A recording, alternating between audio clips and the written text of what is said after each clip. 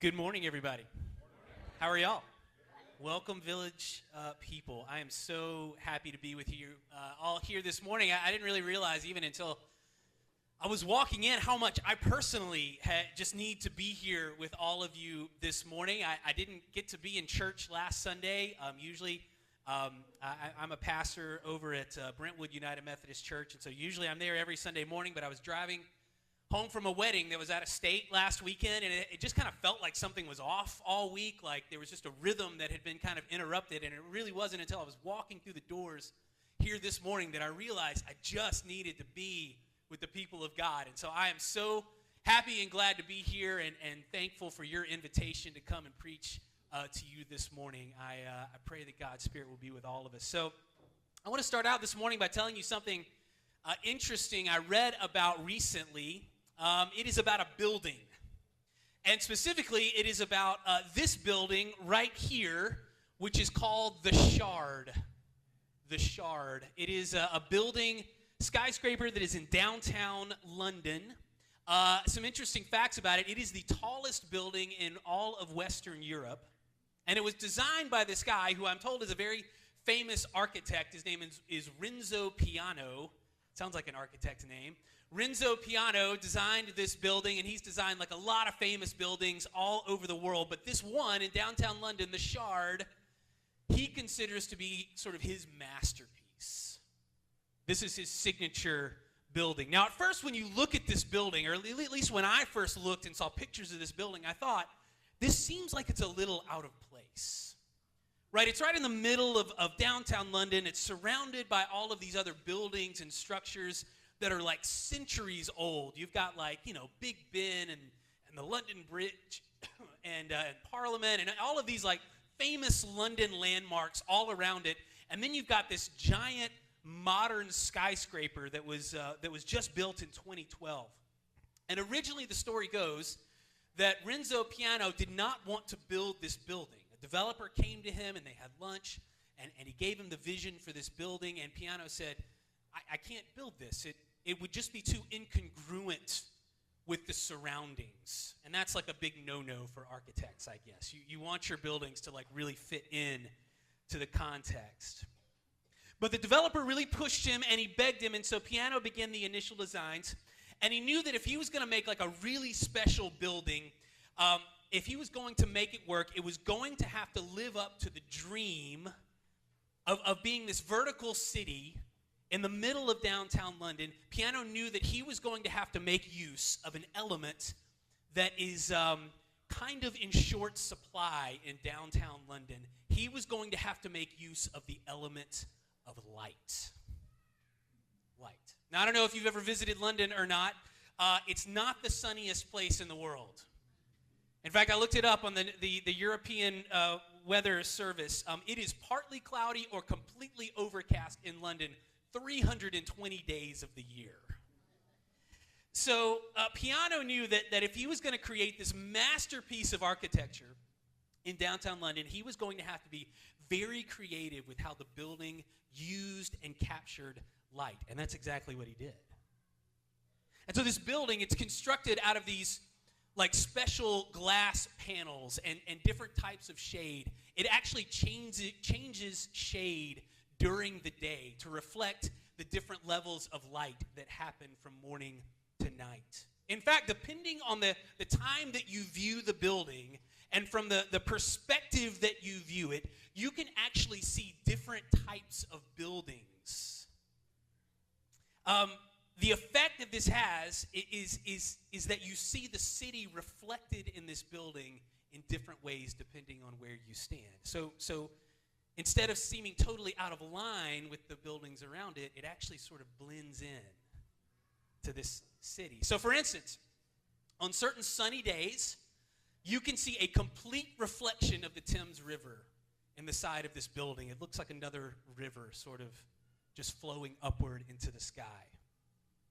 And then at another time of the day, and from another perspective, you can see blocks of Victorian-era buildings just reflected on the side. And so it almost looks like another block of Victorian buildings in this one big skyscraper. And then sometimes depending on the light, and especially on those gray and foggy days that are so famous in London, they say that the building seems to actually just dissolve into the sky.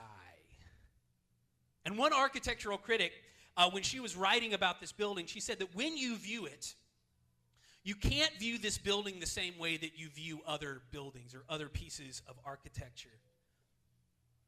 You have to view it like you would view a classical painting. You have to look at it from different perspectives, in different lights, from different angles at different times, so that you can see the fullness of what the artist intended for this building to be. This critic said that this building was its own kind of masterpiece. Now, why am I giving you an architectural lesson this morning? Because, especially, I don't really know anything about architecture. I'm like the worst Jenga player that has ever existed. But the reason I'm telling you about this is because I just often find it fascinating to look at the lessons that the world around us teaches us. The lessons about life, and especially the spiritual lessons that we can get. And this building, the Shard, this sort of architectural masterpiece, I think it has one of those lessons for us. And so this morning, I want to make two very obvious points. Two very obvious points, and I apologize that they are so obvious, but sometimes I think it is important to be reminded of the obvious.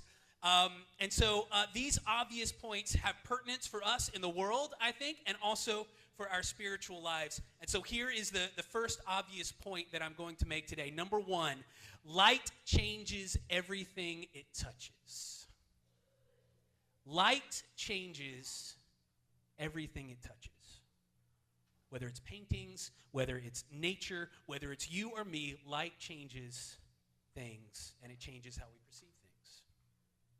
A plant will not grow without light. Light changes it. Snow does not melt until the sun comes up and heats up the earth around it. It changes the temperature. It changes the earth. Even as human beings, we have this thing called seasonal affective disorder, right? It affects people especially who live in more northern climates where it's very dark and very cold for long periods of time, but it can affect us down here, especially in the winter too. If there's not enough light, it changes us. And when there is light, it changes us. It can affect our mood. Light changes everything it touches. All right, that's obvious point number one. Here's obvious point number two. Without light, what is beautiful is never fully seen. Without light, what is beautiful is never fully seen. And if we stop for just a few minutes this morning to think about these two obvious points, I think they are going to raise some questions for us, or at least I hope they will. They've raised questions for me. They're maybe going to make us think about some difficult questions about the way we live, the way we work, the way that we play, the way that we live and we move and we breathe in the world that we inhabit. And the question is, for all of us today, are you living fully in the light? In every aspect of your life, are you living fully in the light? And so this morning, to try and answer that, to try and get at that, I want to dive deeply into this passage that we just heard read from the letter of 1 John. And let's explore this issue of light a little further together. So 1 John has always been one of my personal favorite books of the Bible. I've loved it since I was a kid. I think because partly it's a pastoral book of the Bible, meaning that it's written to sort of encourage believers. And so when we read 1 John today, we can take a lot of encouragement from that. But it's also a very practical book of the Bible. It may not seem like it at first glance because it comes out of a very specific community. The Johannine community is what biblical scholars call it. And if you ever read the Gospel of John, it's sort of like it's sort of like the heady gospel, the philosophy gospel.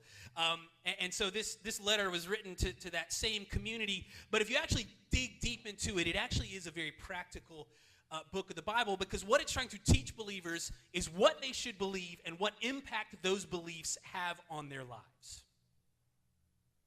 So let me give you a little context for this book. This always helps me sort of figure out a book of the Bible, just to know a little of the context. So 1 John was written to a very early church. Like I said, this church called the Johannine community.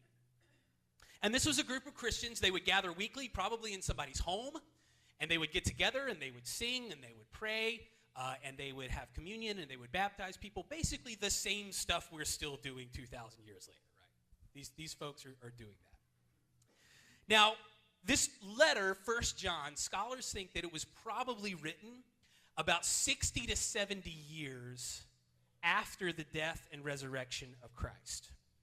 So if you think about where that puts this community, the people that are going to be reading this letter and hearing it are like the kids and the grandkids of the very first disciples.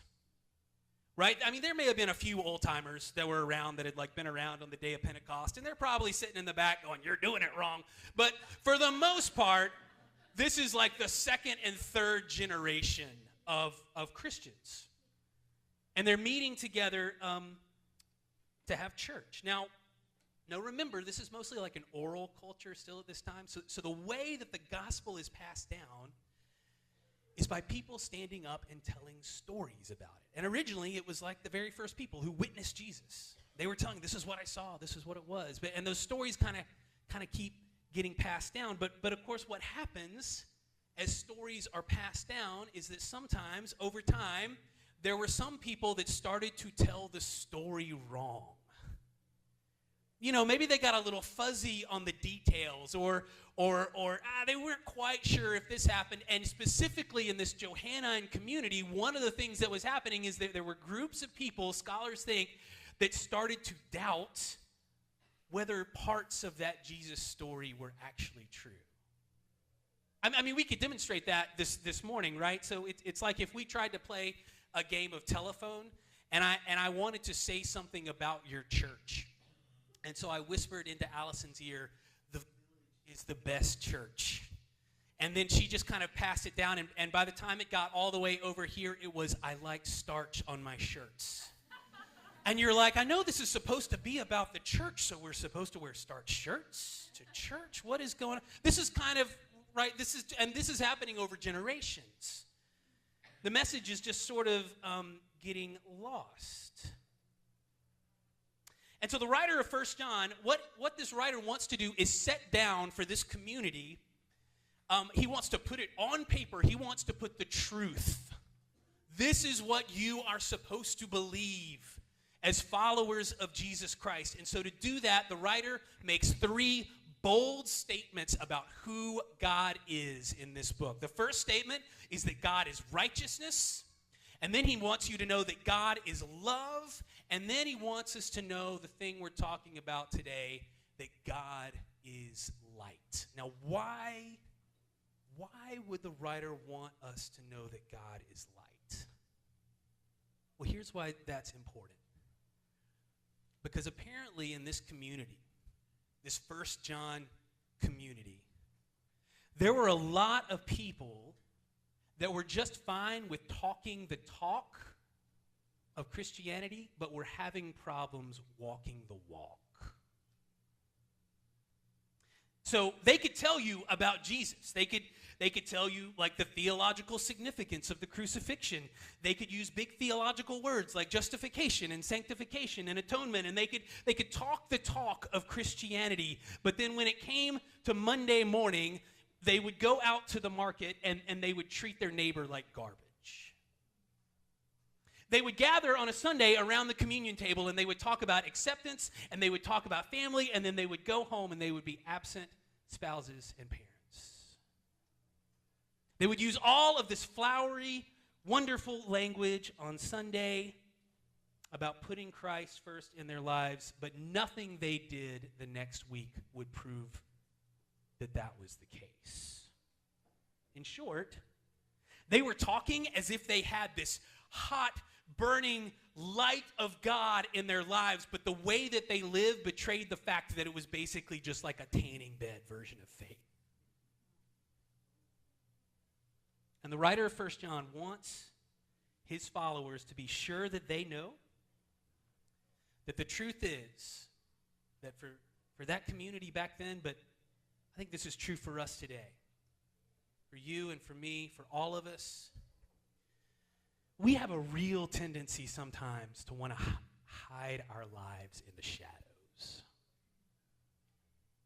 Sometimes we get really, really comfortable with the darkness, and that's not a they have that problem. That's a all of us have this problem. We love to hide in the shadows. We love to keep our secret angers, our little resentments. We live to keep our little addictions hidden away, our hatreds. The darkness, if we kind of live there too much, it almost becomes like a security blanket for us, right? And if we go on too long, comfortable in the dark places in our lives, it's not a seasonal affective disorder, it's a spiritual affective disorder. That's what a lack of light can mean for our hearts.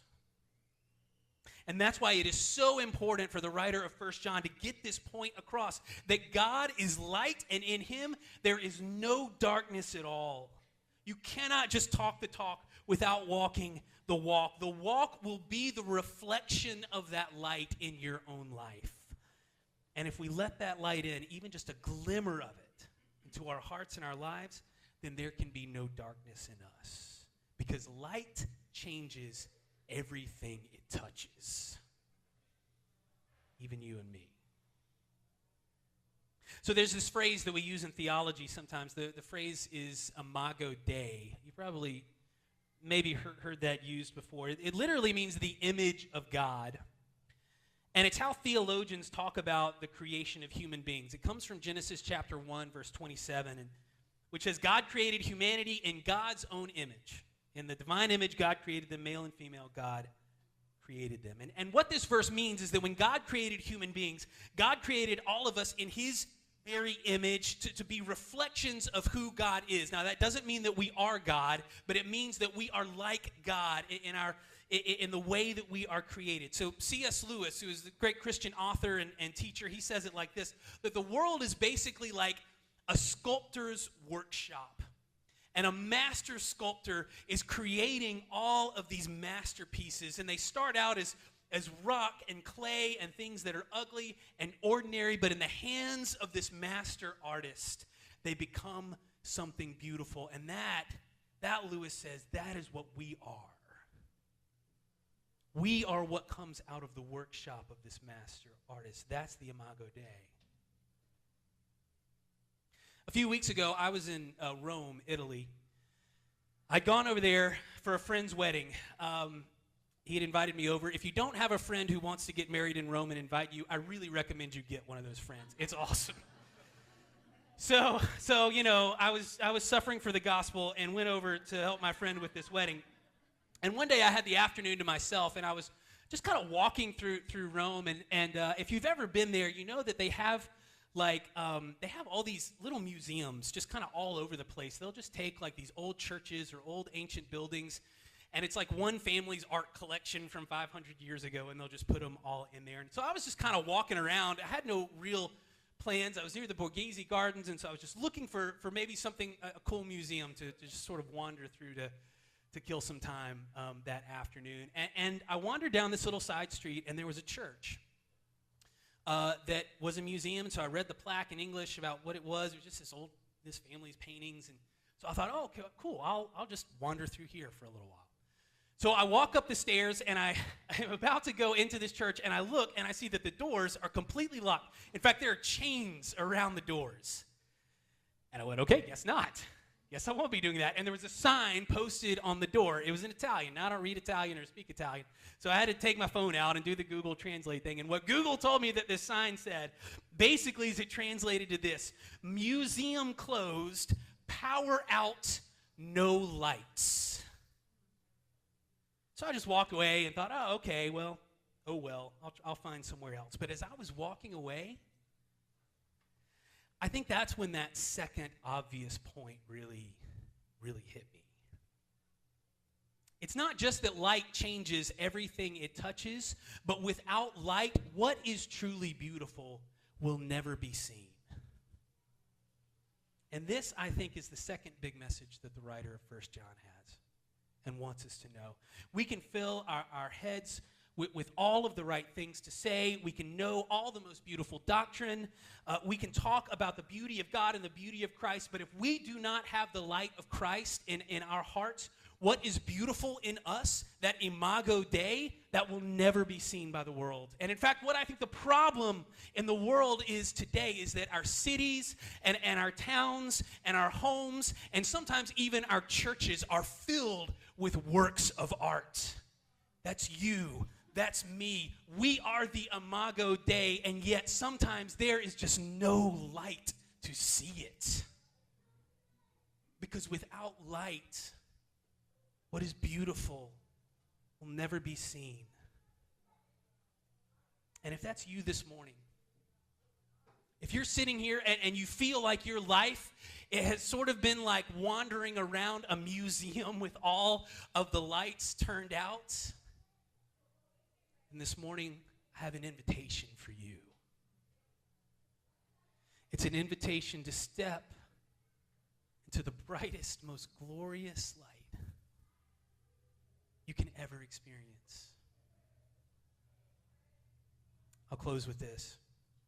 I mentioned C.S. Lewis a minute ago. I'm sure that a lot of you are familiar with one of his most famous books, The Lion, the Witch, and the Wardrobe. You probably read the book or seen the movie.